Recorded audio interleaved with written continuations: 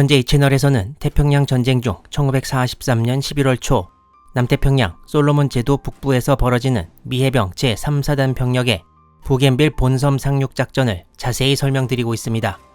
뉴질랜드군과 미군은 부겐빌 본섬 상륙에 앞서 남쪽의 두 섬에 병력을 진주시켰고 1943년 11월 1일 미군 제1파가 07시 30분경 부겐빌 해안에 다다르는 장면까지 지난 영상에서 소개해드렸습니다.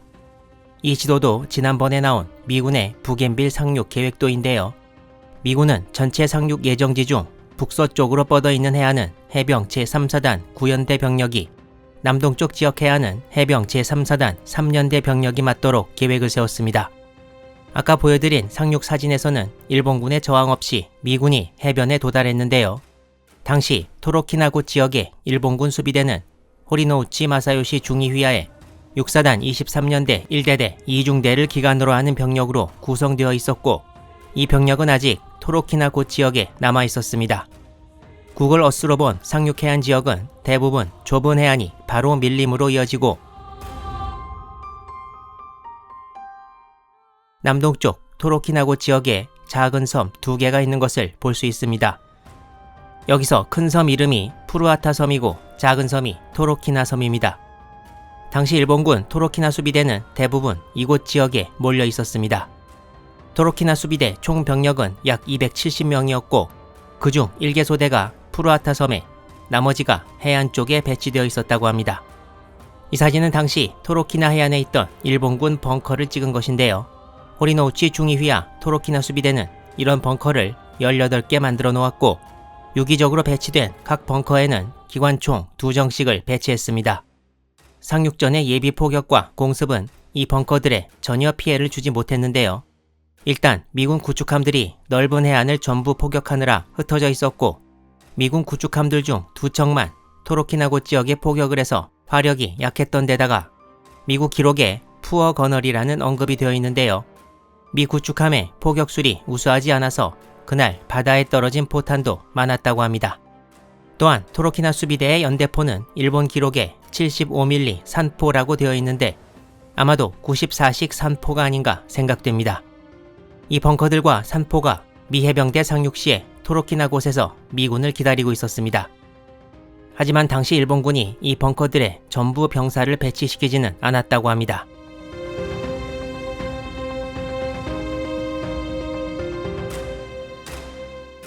이것은 토로키나고 지역의 상륙 해역을 좀 더 확대한 지도입니다. 토로키나곳에서 좀 더 북쪽으로 떨어진 해안에 해병 3년대 병력이 상륙하고 토로키나곳과 푸루아타 섬 그리고 가운데 작은 토로키나 섬에 대한 공격은 해병 2-3 레이더 대대가 맡게 되었습니다. 당시 미군 기록을 일본군이 후에 인용한 바에 따르면 푸루아타 섬에 일본군 30명, 토로키나 섬에 7명, 그리고 해안으로 올라와 토로키나 곳 지역에 나머지 230명가량이 있었다고 합니다. 상륙작전이 시작되고 미군 상륙정들의 선두가 해안에 접근하자 푸루아타 섬과 토로키나 섬, 토로키나 곳 해변 지역에서 일본군이 사격을 시작합니다. 일본군 기록에는 상륙정 중 지휘정으로 보이는 것에 사격을 집중했다고 합니다. 그리고 토로키나 곳의 북서쪽 모 지점에 일본군 연대포 분대가 배치되었는데 이 분대의 75mm 산포도 상륙정들을 향해 사격을 시작했습니다. 해안포로 이용된 이 산포 공격으로 미군 상륙정들이 피해를 입기 시작했습니다. 일본군 기록에는 이 산포에서 약 50발의 포탄을 다가오는 상륙정들에 쏘았고 4척의 상륙정이 침몰하고 10척이 손상을 입었습니다. 상륙 과정에서 미 해병대 전사자가 약 70명 났는데 거의 대부분 이 산포의 공격에서 비롯된 것이라고 합니다. 뜻하지 않은 공격으로 토로키나고 지역의 상륙이 혼란에 빠진 가운데 일본군의 공격을 뚫고 어렵게 상륙한 병사들을 중심으로 일본군 소탕작전이 시작되었습니다.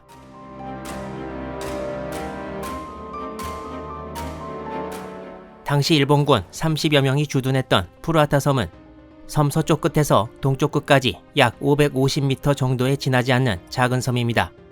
해병 제2 레이더 대대가 푸루아타 섬에 상륙해 일본군과 전투를 시작했고 해병 제3 레이더 대대 병사들이 상륙했습니다. 제3 레이더 대대의 바로 왼편은 해병 제3연대 병력의 상륙지역입니다. 곧 일본군과 치열한 전투가 벌어졌는데 먼저 상륙한 병사들에게 가장 중요한 임무는 계속 상륙정들을 위협하고 있던 일본군 산포를 처리하는 것이었습니다. 이걸 처리 못하면 이후 작전에 상당한 지장이 초래될 것이 뻔했습니다.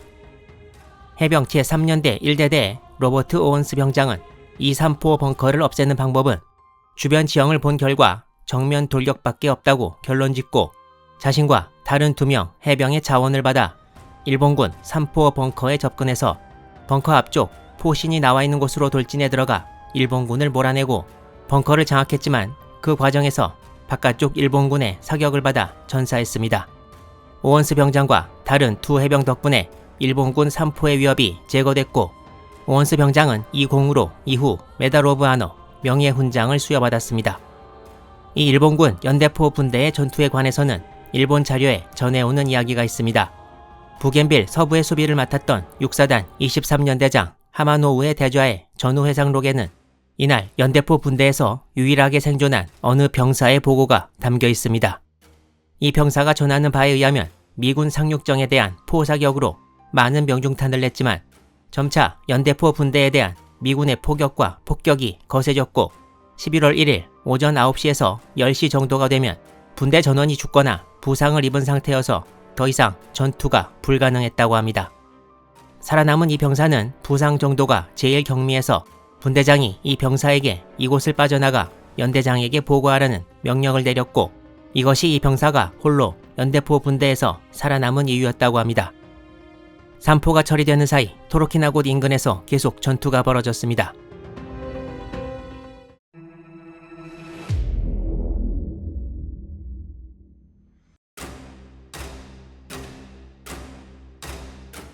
이 화살표가 제3 레이더 대대가 진격한 루트를 보여주고 있는데요. 당시 일본군은 토로키나곳 동쪽 해안에도 병력을 많이 배치해서 분산시키는 바람에 서쪽 해안으로 오는 미군 병력을 효과적으로 막을 수 없었다고 합니다. 이 사진은 해병 제3년대 1대대 병력이 해안에 상륙한 직후 찍은 것이라고 합니다. 3년대 1대대 병력이 상륙한 곳은 일본군이 진을 치고 있던 토로키나곳 근방이고 역시 상륙하자마자 경계태세를 취하고 있는 것을 볼 수 있습니다.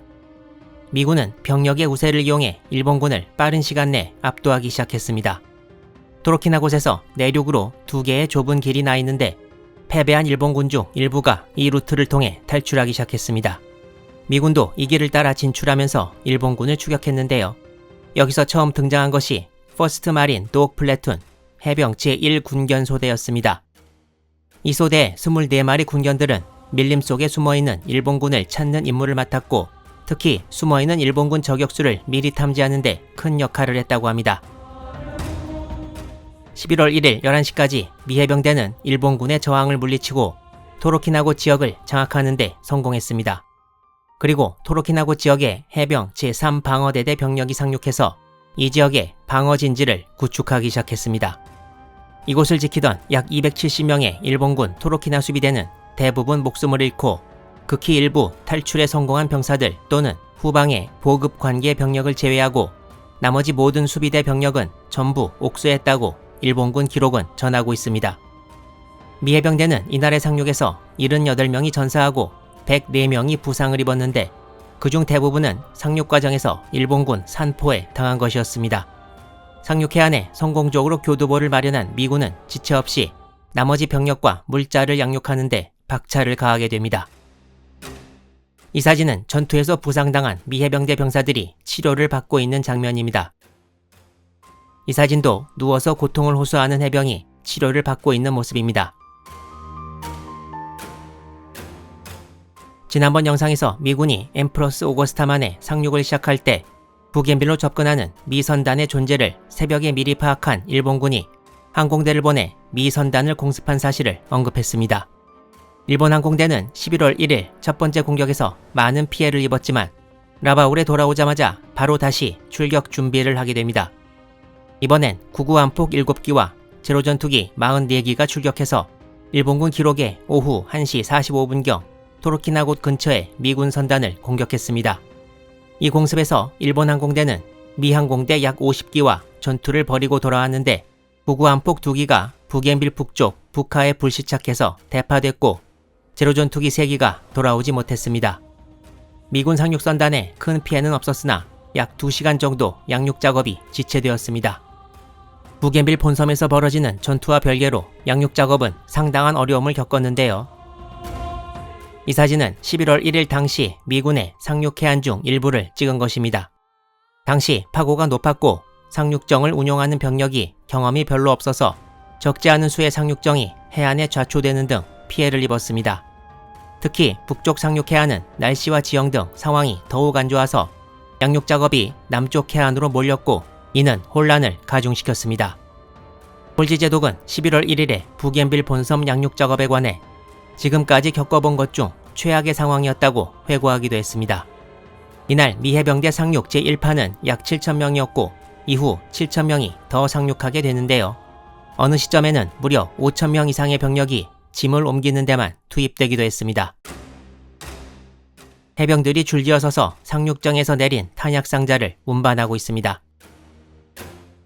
이 사진의 해병들은 탄약 상자와 포탄을 해안으로 운반하고 있는데요. 사진 설명에 맨 위에 해병이 들어가 있는 바다 깊이가 4피트 122cm라고 합니다. 제대로 된 항구가 없을 때 양육 작업이 얼마나 힘든지 보여주는 사진이라고 하겠습니다.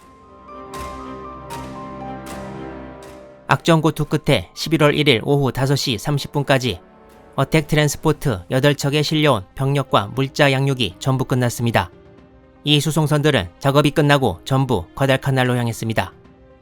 하지만 어택 트랜스포트 약 500m 뒤에 있던 화물 수송선 4척은 중화기와 중장비를 실은 채로 이때까지 전혀 양육이 진행되지 못하고 있었고 약 1시간 뒤인 오후 6시 30분에는 해가 질 예정이었습니다. 결국 밴더그리프트 중장은 윌킨슨 제독에게 무리하게 양육 작업을 진행하지 말고 일단 화물 수송선은 먼 바다로 물러났다가 11월 2일 아침 일찍 다시 돌아와 양육 작업을 할 것을 제안합니다. 결국 밴더그리프트 중장의 제안에 따라 화물 수송선들은 작업을 중단하고 물러납니다. 해병 제3방어대대 병력은 자신들이 운용할 90mm 대공포 등을 양육 못한 채 상륙해 그냥 보병으로서 진지에 배치되어 밤을 보내야 했습니다. 밴더그리프트 중장은 수송선 조지 클라이머에 탑승해 과달카날로 돌아갔고 앨런 터니지 해병 제3사단장이 부겐빌 주둔군의 지휘를 맡게 되었습니다. 11월 1일에 약 1만 4천 명의 미 해병대 병력과 6,200톤의 물자가 양육되었고 양육 못한 중장비를 제외하면 부겐빌 상륙 작전은 성공적으로 마무리되었습니다. 부겐빌의 미 해병대 병력은 K-레션으로 저녁을 먹고 경계에 들어갔습니다.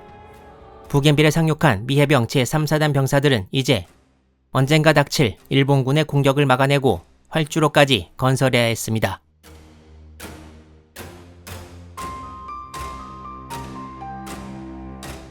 미군의 부겐빌 상륙 직전이었던 1943년 10월 말 일본군은 연합군에 비해 현저히 약한 항공력을 보충하기 위해 항공모함 즈이카쿠, 쇼카쿠, 즈이호로 이루어진 제1항공전대의 항공대를 남태평양 전선에 짧은 기간 동안 투입하는 로호 작전을 발령했습니다.